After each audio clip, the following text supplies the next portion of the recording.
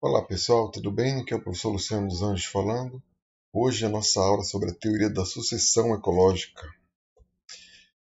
Bom, a nossa aula começa falando de um evento que ocorreu lá em 1883, na ilha de Krakatoa, que fica na Indonésia, entre Java e Sumatra. É uma ilha vulcânica e nesse ano ocorreu uma grande erupção desse vulcão e então a lava vulcânica, né, acabou então por dizimar todas as formas de vida dessa ilha, né? Tanto de plantas quanto de animais, tornando a ilha inóspita e completamente estéril do ponto de vista biológico. Diante desse cenário catastrófico, alguns cientistas passaram a enxergar uma oportunidade real de tentar compreender como ocorre a dinâmica temporal das comunidades, né? Como que as comunidades estão estruturadas ao longo do tempo. De modo que a gente começa então com uma ilha com zero vida, né, sem nenhuma forma de vida, e a partir do monitoramento após esse evento, a gente consegue então compreender é, o incremento do número de espécies, as mudanças no tipo de ecossistemas.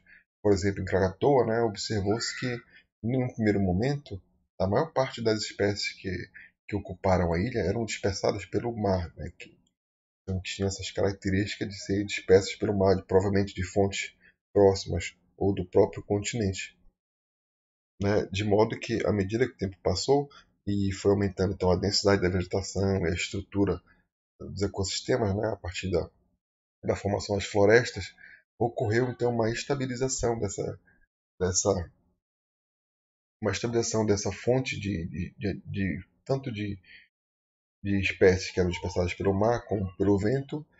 No entanto, ocorreu um incremento, ainda um incremento significativo das plantas que eram dispersadas por animais, né? De modo que a gente aumentou a complexidade das formas de vida. Então, no primeiro momento, não tinha quase é, nenhuma planta.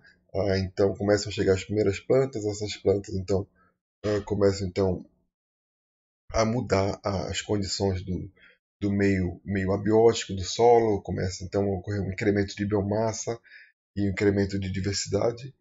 E por conta disso a gente tem um aumento da complexidade, um aumento do número de espécies, né? E então a gente consegue vislumbrar uma ideia de que ah, a partir de uma sequência, de um evento, né? De um evento de catástrofe, de perturbação, a gente tem uma sequência de passos, vamos dizer assim, de regras que, que são em grande medida capazes de determinar o futuro de uma comunidade, por exemplo, né? Tem outros exemplos também, como esse exemplo lá dos Estados Unidos, também de um vulcão que entrou em erupção e dizimou uma boa parte das formas de vida, né, dessa região. E os cientistas, então, aqui no Monte St. Helens, né, lá em 1980, começam então a monitorar as plantas e as formas de vida que vão se incrementando ao longo do tempo, né? Então aqui tem uma sequência de fotos que mostra desde 1984 até o ano 2007, que mostra que à medida que o tempo passa, ao longo de algumas décadas, ocorre então um incremento do número de espécies, né? De modo que aqui, quando a gente chega em 2007, em comparação com 84, a gente já tem mais ou menos 77% de cobertura de biomassa vegetal na ilha, na ilha não, no caso aqui próximo dessa área do vulcão, e em comparação com uma área completamente estéril aqui no início da década de 80. Né? Então eles conseguem também acompanhar ao longo dos anos exatamente esse processo dinâmico, né, que ocorre no aumento do número de espécies, assim como na densidade da cobertura vegetal dessa área. E o padrão aqui, tanto para a cobertura vegetal quanto para a espécie, ele é bem parecido, né? Ele tende a crescer nos primeiros anos, no entanto, ele tende a alcançar um padrão assintótico de estabilidade, né? A partir de um determinado tempo, de modo que não há um incremento significativo do número de espécies nem da cobertura vegetal por conta que muito provavelmente esse ecossistema já alcançou então uma estabilidade. Então dá para avaliar a estabilidade de um ecossistema e outros atributos a partir de um gráfico ao longo de uma série temporal.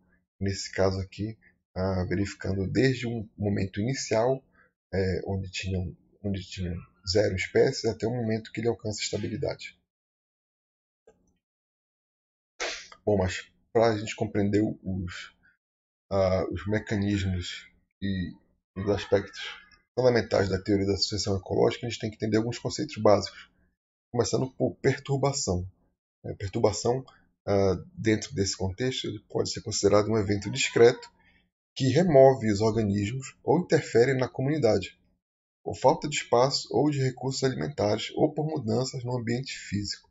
Então, perturbação pode ser tanto por uma mudança no regime dos recursos, da quantidade de disponibilidade de recursos, pode ser também uma interferência do ambiente físico sobre aquelas condições ambientais anteriores. Né?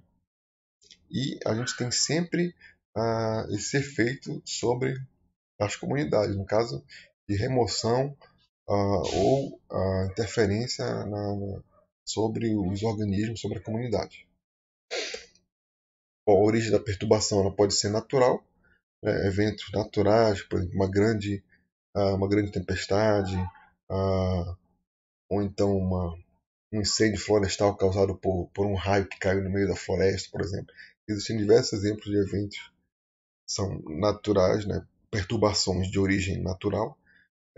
Em contrapartida, a gente tem também com mais frequência agora, em função do aumento expressivo da densidade populacional humana, a gente tem uma frequência maior de eventos de perturbações de origem antrópica, né, que também acabam por acarretar essas alterações, essas mudanças significativas na biota de uma determinada região.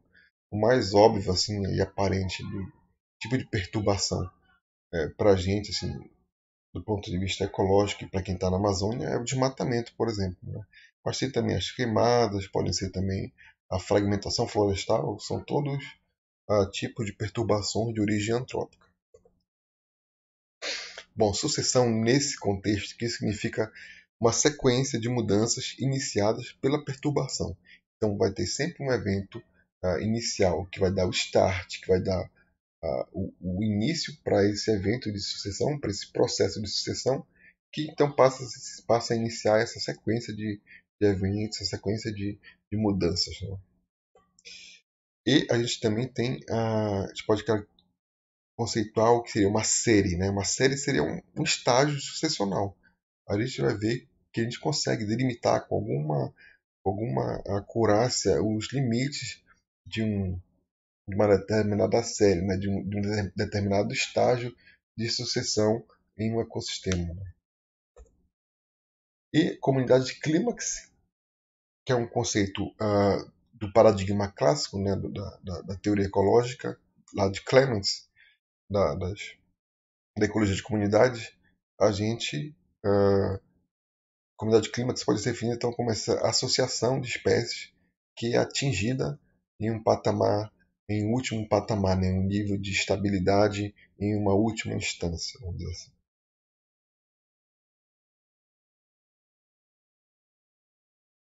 Aqui nessa tabela eu coloco os diversos agentes de mudança, né, os agentes estressantes, agentes de distúrbios ou perturbações, né, tem os fatores abióticos que estão todos relacionados a eventos do meio físico, do meio abiótico, né? Então o vento, ondas, correntes, temperatura, atividade vulcânica, são todos os fatores que não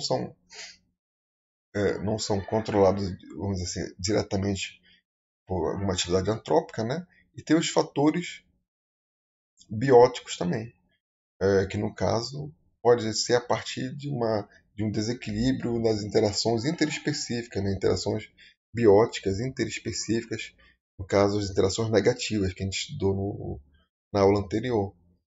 Pode, por exemplo, um desequilíbrio em termos da competição, da predação, herbivoria, pode então ser considerado como um agente de mudança que promove o estresse ou distúrbio em uma comunidade.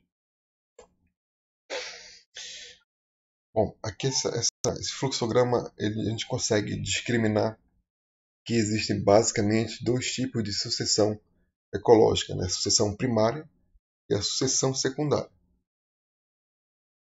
Nesse primeiro quadro aqui, a sucessão primária ela é iniciada em um contexto onde a gente tem uma transformação muito forte, muito brusca de um sistema natural, onde a gente sempre inicia em um ambiente onde não há nenhuma forma de vida, né? Não há vida nenhuma nesse contexto. Por exemplo, como exemplo inicial que eu falei, das erupções vulcânicas, é um exemplo de sucessão primária, né? Já que a gente já tem os passos de sucessões a partir desses eventos de perturbação de grande magnitude, a gente tem os diferentes estágios à medida que o tempo passa. Então a gente sempre inicia a sucessão primária, a gente identifica ela se ela tem um efeito catastrófico sobre as formas de vida, um evento de grande magnitude que acaba por dizimar as espécies e as formas de vida daquele local. E aqui, nota aqui na setinha aqui, eles têm os eventos, o processo de sucessão, né, que está descrito aqui na figura. E aqui a reta pontilhada, a gente tem os agentes de mudança. São, no caso, os distúrbios, as perturbações, o estresse. O outro grupo que é mais comum, mais frequente de sucessão é a sucessão secundária, onde a gente tem eventos de perturbação que afetam em parte, né, as formas de vida daquele local. Por exemplo, quando ocorre um desmatamento, quando ocorre um evento de queimadas, a gente tem a perda, né, da floresta, né, de várias espécies. No entanto, há uma tendência de, de manutenção, de persistência daquelas espécies, de propágulos e sementes no solo, né, no banco de sementes do solo. Então, a gente chama isso de um evento a partir então de uma sucessão secundária, onde a gente tem a manutenção de algumas formas de vida, né? E a gente consegue discriminar dentro então, desse start de sucessão, tanto primária quanto secundária. O primeiro passo é o estágio pioneiro, onde são aquelas espécies pioneiras que acabam então por chegar naquele primeiro momento de colonização daquele daquele ambiente inicialmente perturbado, né? Após isso, a gente tem um estágio intermediário e podendo alcançar o estágio climáxico, né? O estágio clímax. De modo que esse processo pode ser reiniciado a qualquer momento, né? A gente pode ter uma transição do estágio intermediário para o estágio pioneiro, do estágio clímax para o estágio pioneiro, né? E assim sucessivamente. De modo que a gente tem um processo dinâmico aqui, mas é importante a gente diferenciar nesse slide o que é sucessão primária, o que é sucessão secundária e quais são os principais estágios que são elencados nesse processo de sucessão. Bom, como eu falei, a sucessão primária, exemplificando agora, ela é exemplificada por um local onde a gente tem uma transformação drástica, como uma formação, por exemplo, de dunas. Nesse contexto, a gente tem sempre a formação de ambientes novos, né? Que a gente tem um ambiente muito dinâmico de fluxo, de vento e formação e transformação desses bancos de areia. Por conta disso, a gente está sempre formando novos ambientes que não eram anteriormente ocupados por nenhuma outra forma de vida, né? Então, a seção primária ela é caracterizada exatamente por essa área exposta não ter sido anteriormente ocupada por comunidades anteriores, né? Em contrapartida, da seção secundária, a área exposta a essa perturbação ela foi influenciada então por comunidades anteriores, né? Então a gente nota que nesse exemplo da foto a gente tem um evento qualquer aqui sendo de ordem natural ou de ordem antrópica de perturbação. No entanto, a gente tem aqui a manutenção de propágulos e de um banco de sementes aqui nesse solo, que permite então a gente que vai influenciar no processo de sucessão dessa comunidade a partir desse evento aqui, né? Então a gente tem essa influência direta de comunidades anteriores ao evento.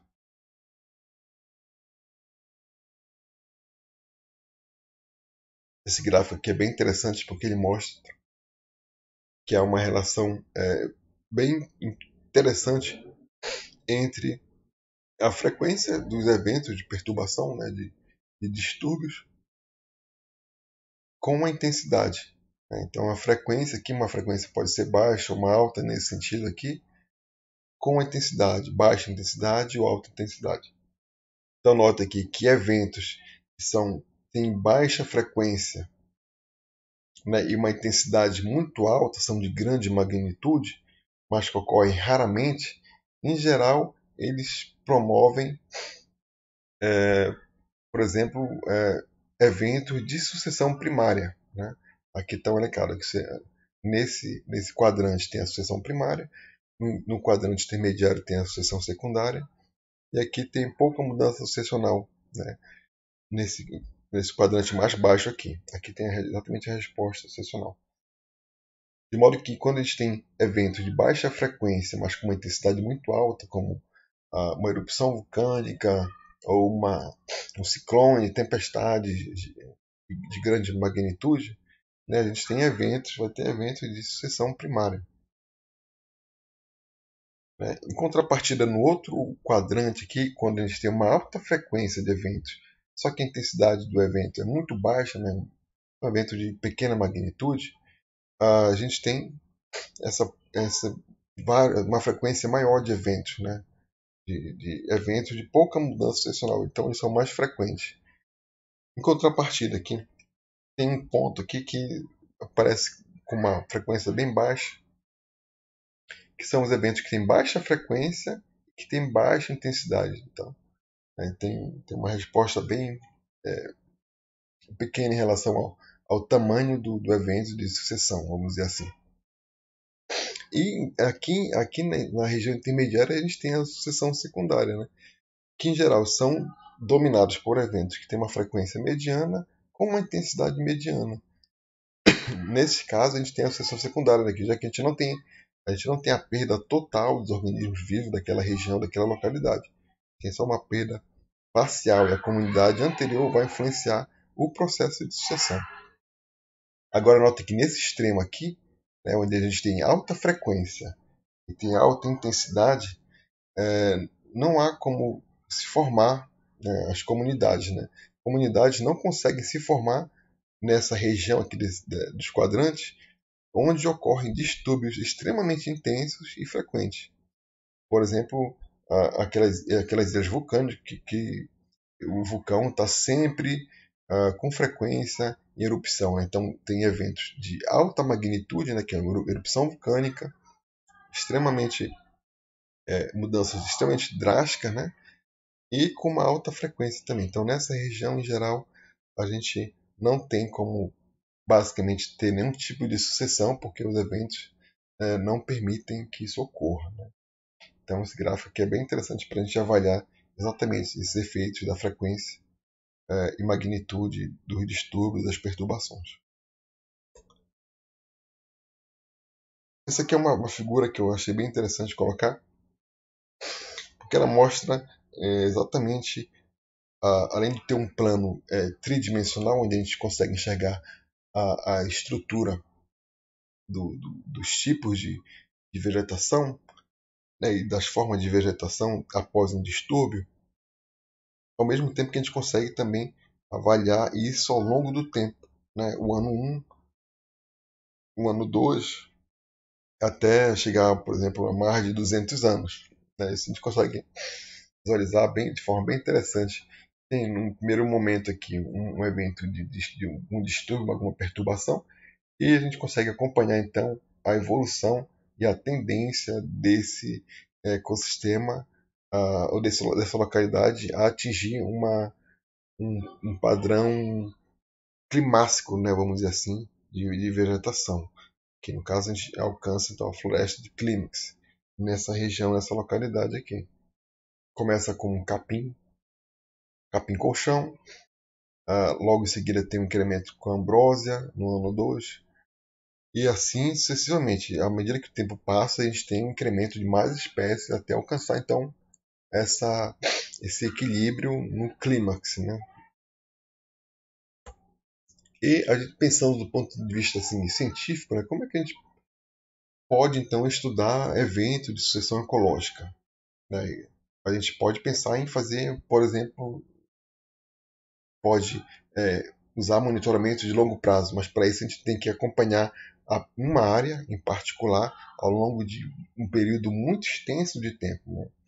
Então, por exemplo, nessa figura aqui a gente mostra um evento de perturbação aqui no estágio inicial, né? Aqui no caso da sucessão secundária, e mostra uma sequência de eventos a partir de um monitoramento de longo prazo. Com 7 anos, a gente tem uma fotografia desse mesmo ambiente, com 15 anos, com 30 anos, com 95 anos e com 150 anos. Notem que as características do ambiente mudaram de forma significativa, né? E de forma bem clara também, a gente nota que houve uma mudança no padrão de vegetação e muito potencialmente um padrão das espécies que ocupam e que controlam esse ambiente, né? Controlam a dominância, a abundância nesse tipo de ambiente em cada período.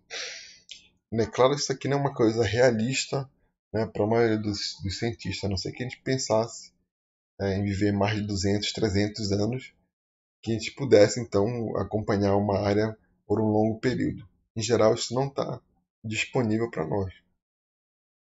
No entanto, tem uma abordagem que começou lá com Coles, né, lá em 1800 se não me engano, 86, 87, onde ele, lá próximo do lago Michigan, né, adotou uma estratégia bem interessante, que ele, há uma tendência do lago Michigan sempre reduzir a, a, o volume de água. Né? Isso já vem acontecendo já há vários séculos. De modo que ele consegue investigar, o Coles conseguiu investigar e conseguiu presumir que os locais que estão mais distantes da água são aqueles locais mais antigos do ponto de vista de sucessão ecológica. Né? Os locais mais próximos, ou seja, a exposição aqui da areia em locais que eram ambientes aquáticos para essa transição para ecossistema terrestre aqui, são os ambientes mais recentes, né? De modo que ele consegue então quantificar, né, através dessa estratégia que a gente chama de cronossequências,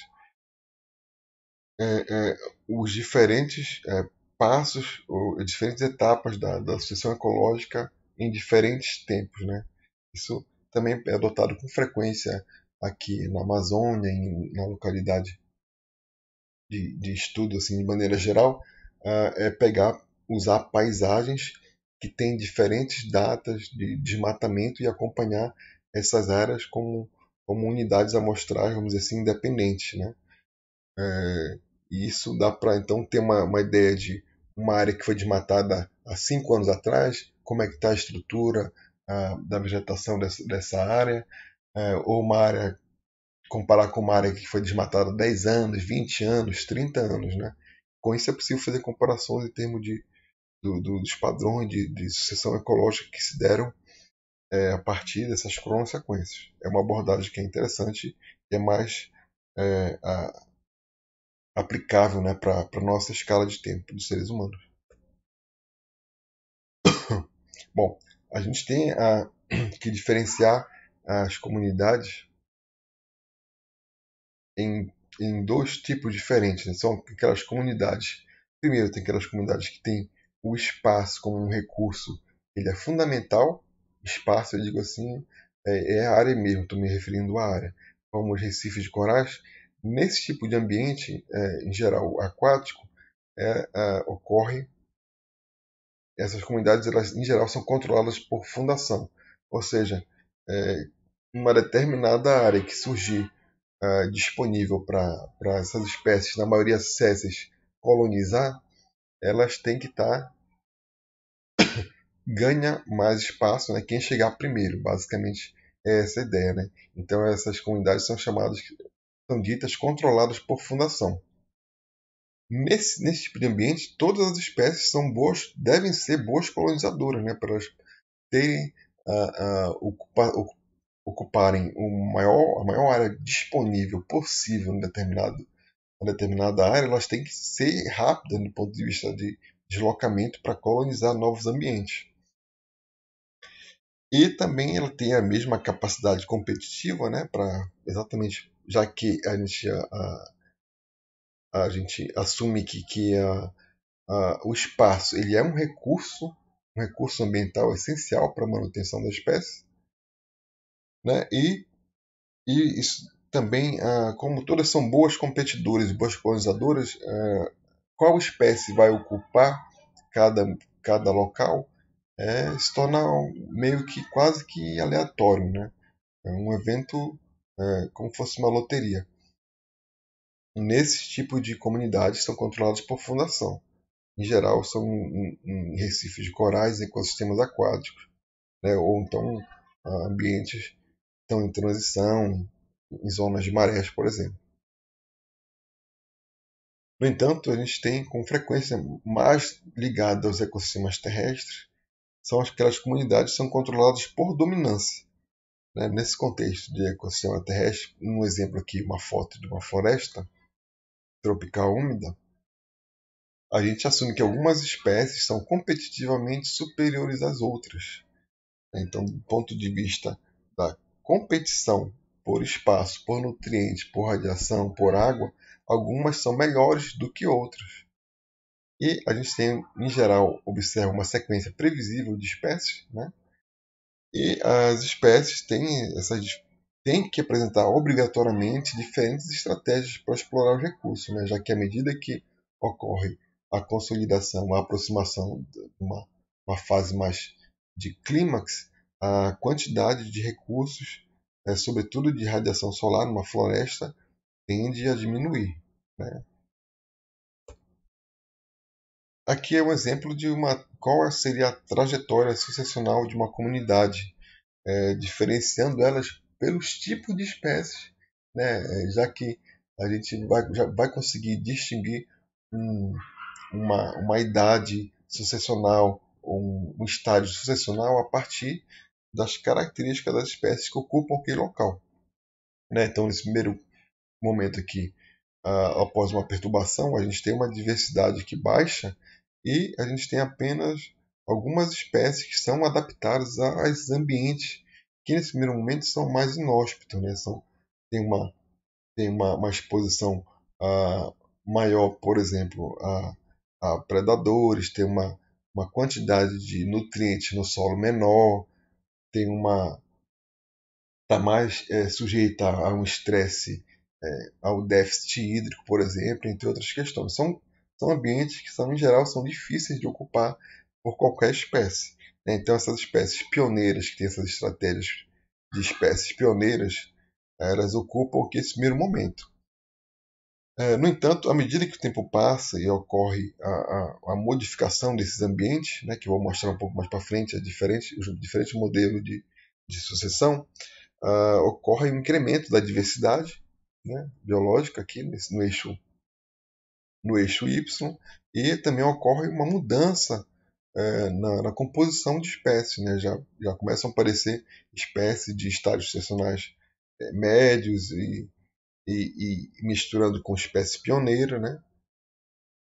Só que, no entanto, a gente alcança um determinado tempo, a gente alcança um patamar alto que é diversidade, né? Em geral são onde a gente inclui aqui, combina espécie pioneira com espécie mediana, com espécie climática, né? No entanto, a partir desse momento aqui, a gente tem uma redução da, da diversidade e passa então a ocorrer a dominância de um outro grupo de espécies, né? Com outras características de história de vida. No caso, as plantas são as do clímax, né? Então tem uma diversidade de C1 até C4, né? Tem 4 espécies em termos de número de espécies, de riqueza de espécies, só que são espécies completamente diferentes daquelas que iniciaram o processo de sucessão, né? Lá onde, logo quando após ocorreu a perturbação.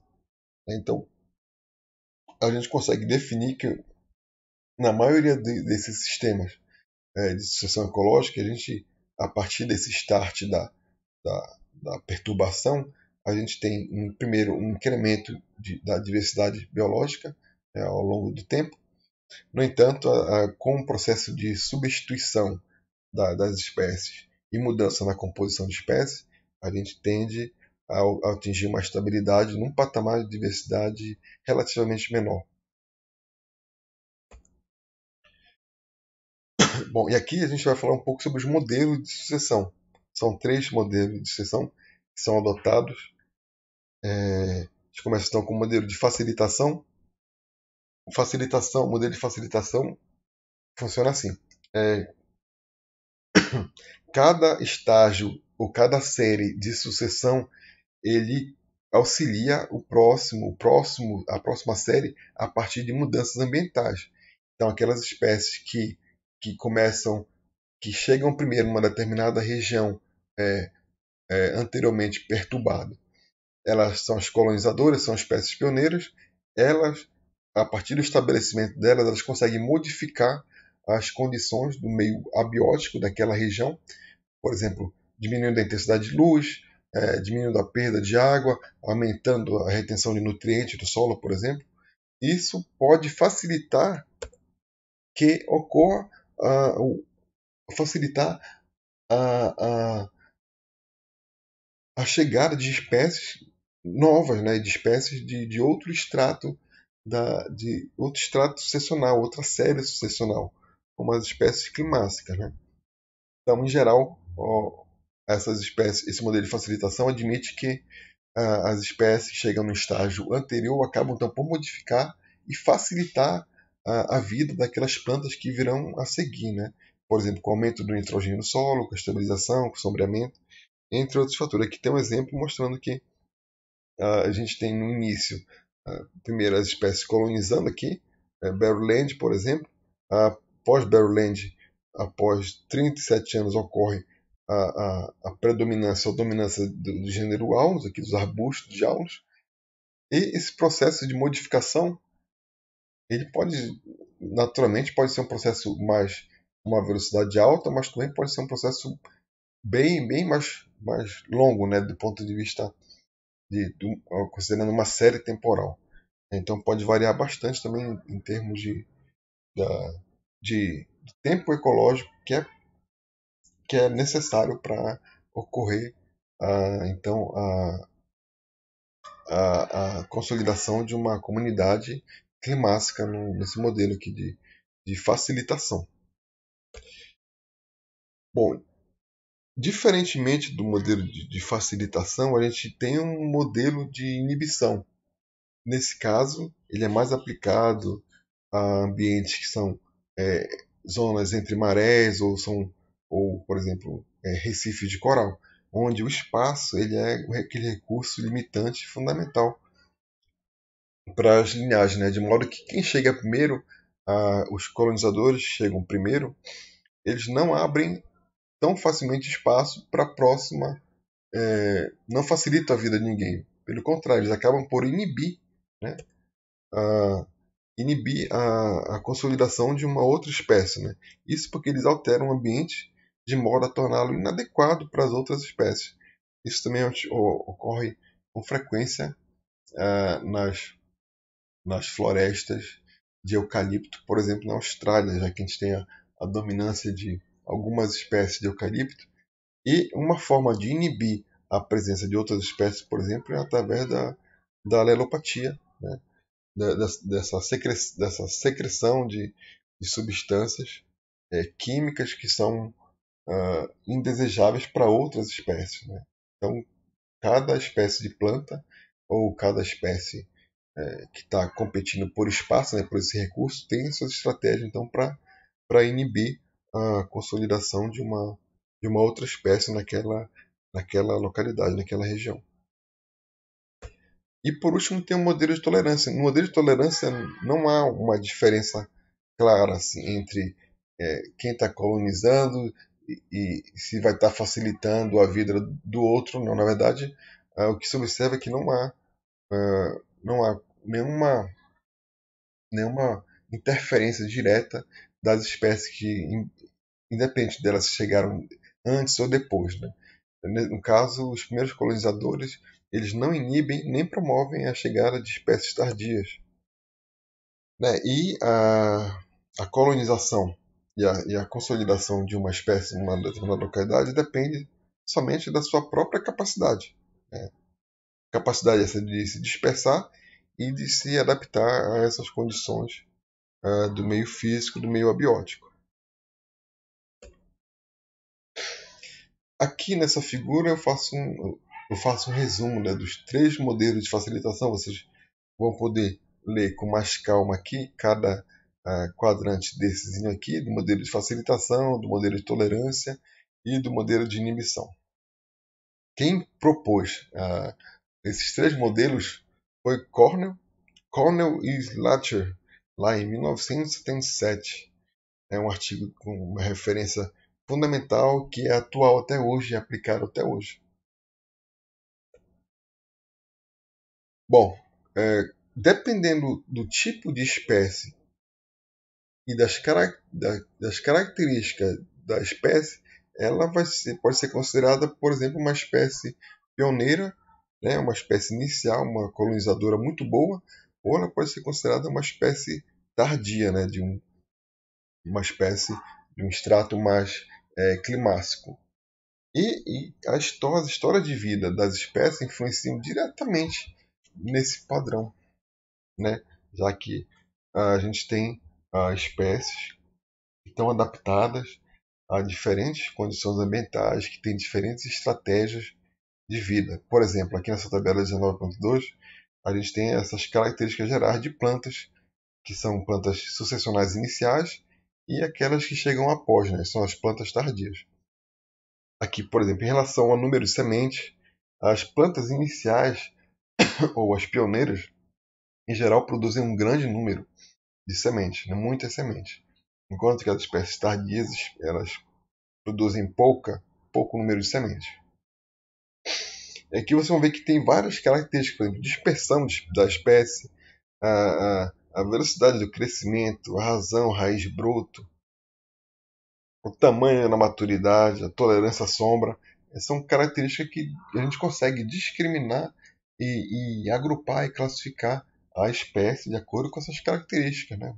De acordo com seus traços fenotípicos. Por exemplo, a tolerância à sombra é uma característica bem marcante das espécies, tanto inicial quanto tardia, né?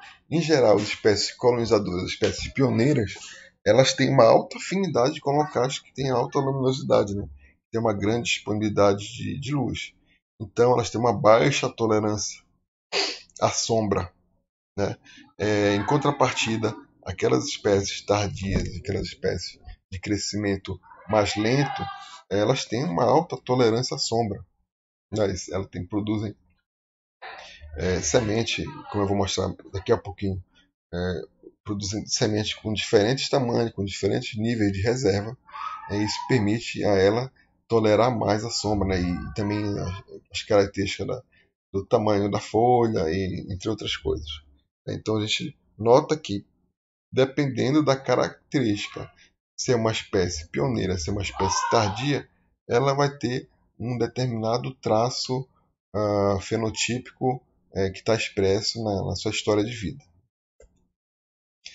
Foi o que eu falei exatamente sobre as sementes, né? O tamanho das sementes e o efeito do sombreamento. Né? No caso, aqui é comparando aqui no eixo X o peso da semente, né, de diferentes espécies, mas comparando em relação à mortalidade, fazendo essa relação com a mortalidade de semente, quando essas sementes elas foram submetidas a um processo de sombreamento durante 3 meses. Então, aquelas espécies que tiveram a maior mortalidade das sementes, ou seja, o maior número de sementes que se tornou inviável, vamos dizer assim, para germinar, foram aquelas espécies que têm um peso de semente pequeno, né? Contrapartida, aquelas espécies que têm sementes mais pesadas, né, com maior densidade de reserva, tanto energética para a planta, né, em si, elas tiveram uma baixa mortalidade. Então tem uma relação negativa aqui entre o peso da semente e a mortalidade quando as espécies são tratadas durante um período de 3 meses num ambiente sombreado, né, sem luz. E a gente também tem a hipótese da razão dos recursos, que foi um avanço bem importante que ocorreu lá com Tillman, lá em 1985, até recente, né, do ponto de vista da literatura ecológica.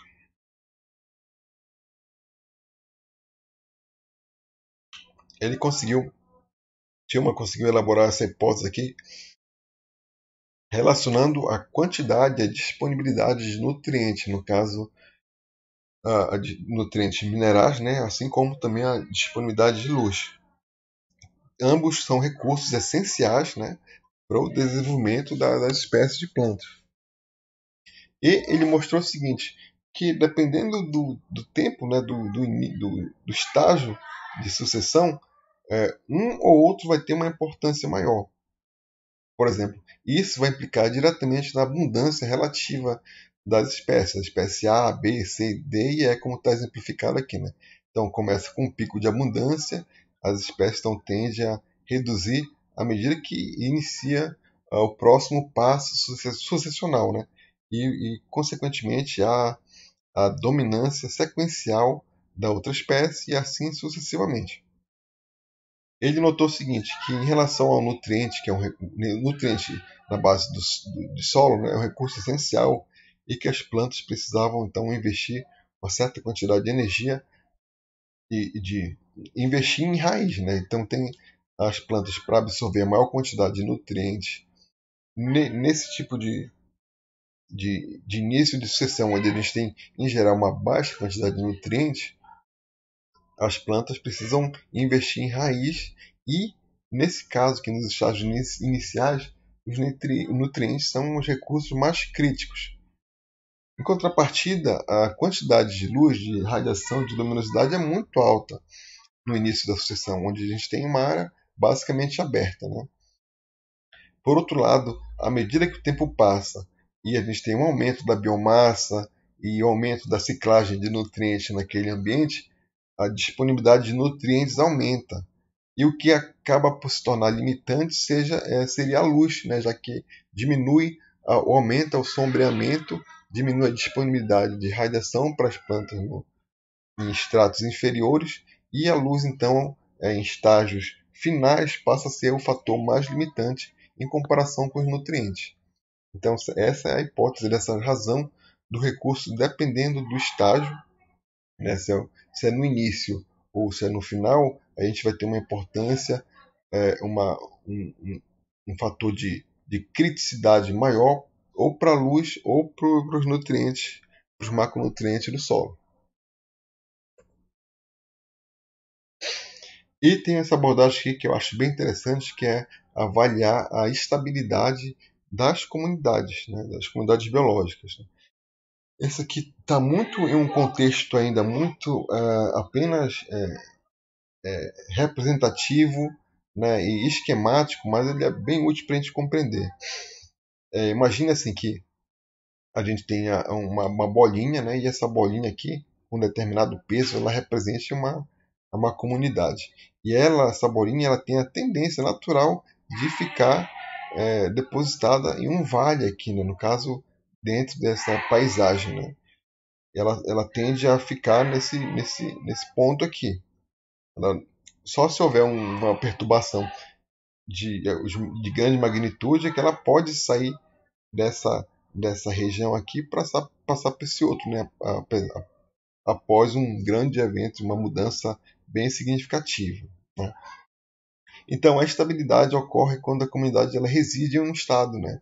Estado estável, no caso. A comunidade tem uma certa estabilidade aqui nesse primeiro momento.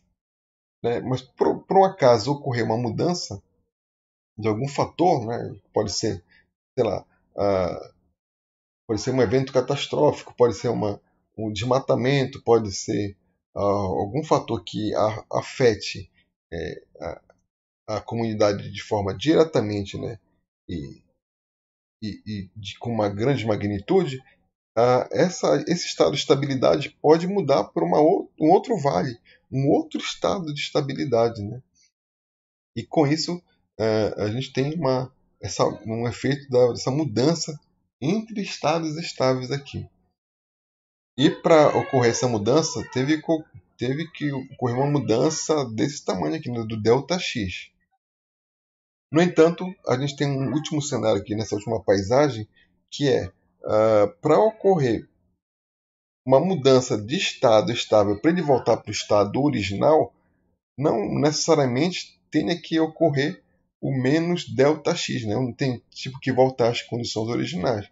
Teria que fazer mais que isso, teria que voltar um pouco mais para aquela comunidade poder voltar ao estado anterior dela, né? Que nesse contexto de paisagem a gente tem uma paisagem com uma alta esterese, que é exatamente esse montante de mudança que seria suficiente para um estado estável voltar para o seu estado anterior. Então, isso com frequência a gente pode avaliar, inclusive em relação à profundidade desses vales aqui, dessas bacias de atração, que também é uma terminologia bem típica da teoria da estabilidade ecológica. A profundidade da bacia de atração pode ser considerado analogamente como a resiliência de um sistema, né? De modo que podem ocorrer eventos aqui de perturbações e se for um sistema de alta resiliência, tiver por exemplo, um vale bem profundo, a tendência do sistema é sempre voltar para o estado original, né? A não ser que ocorra uma mudança de grande magnitude como essa aqui, a ponto de um sistema passar de um estado para outro estado estável, né? Bom, e por último a gente tem o papel da fauna, né, na sucessão. A gente nota que ocorre, à medida que o tempo passa, ocorre um incremento gradual, né, e praticamente linear da diversidade biológica em estádios sucessionais mais avançados, né? Isso a gente consegue detectar também em relação à diversidade faunística, né? Já que a gente tem um incremento de, no primeiro momento aqui, sem nenhuma espécie, com uma baixa diversidade funcional, vamos dizer assim, à medida que o tempo passa, ocorre um incremento funcional da diversidade à medida que a gente ganha biomassa, à medida que a gente ganha diversidade de espécies e à medida que a gente se aproxima de um estado de estabilidade, né, de equilíbrio. Então, e a fauna, obviamente, está relacionada diretamente com esse equilíbrio, já que ela é em grande medida responsável, por exemplo, pela polinização, no caso aqui as aves, né? Pela polinização, pela dispersão de sementes, pela ciclagem de nutrientes e por aí vai. Então tem um papel crucial também as espécies da fauna no processo de sucessão ecológica. Ok, pessoal, a aula de hoje era essa. Eu queria agradecer a atenção de todos. A gente se encontra na próxima semana. Abração, tchau.